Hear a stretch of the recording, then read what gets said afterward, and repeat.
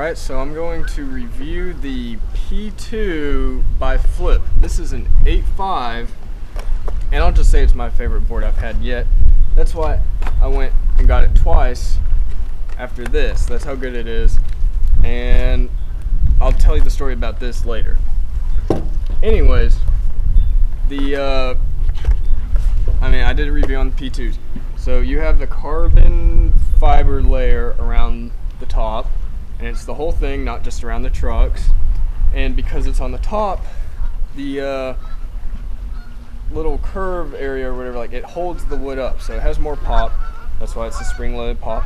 It's also lighter, so it goes higher. And for some reason, I don't know if it's just flip, but it makes it flip faster. That's how I actually learned my first triple flip. And they do not really chip. Okay, this is my current board. I've had this for like 2 months. Yeah, about two and a half months. And as you can see, no problems. This board I got back in the middle of February. As you can see, it's not really a chip, it just kind of tore off, and that was towards the end. Slight chip on this side, but the bottom is okay. It still had its pop. It wouldn't break, especially around the trucks. And the way that this actually broke is we got a 300-pound fat guy to come over and jump as hard as he could and stomp it right in the middle a whole bunch of times. And it took a few tries, and it barely had a crack. Like, it just made a little pop. And so then we were able to like wedge it, and we had to just peel it, and it still wouldn't come off because as you can see, the wood is broken, but the carbon fiber layer is still intact. So I mean, you could lay it down and still skate on it, and it just won't break.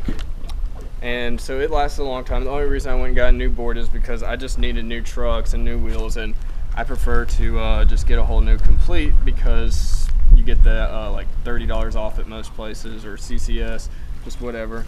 And so I mean, I had a friend break it just to see if it would break, but in natural skating and real circumstances, it wouldn't break. You know, I was laying on the nose in the middle of the board doing pop shove it down 8s and sticking it.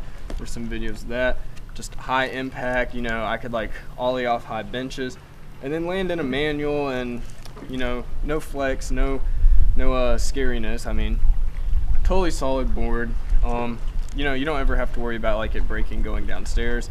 I don't know anyone who's had that problem. I mean, you can ask your friends if they've ever had just like a flip P2 or P2. I mean, some P2s were out, but the flips lasted the longest, and they also had the most spin, and they had a lot of pop. The concave is they have a lot of concave for the shape of being a P2 compared to like the Plan Bs and Zeros, because those are a little more flat. And they also have a little bigger nose and tail, and they're a little more rounded, so it you know, it pops faster. And the concave has a really good flick.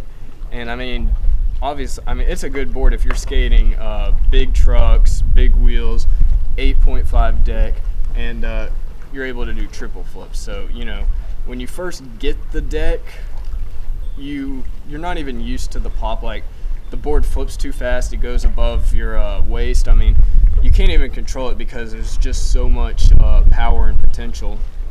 So I would suggest getting it. It's definitely worth paying like $5 or $10 extra. A lot of places have them on sale.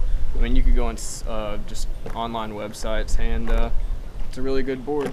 Thank you.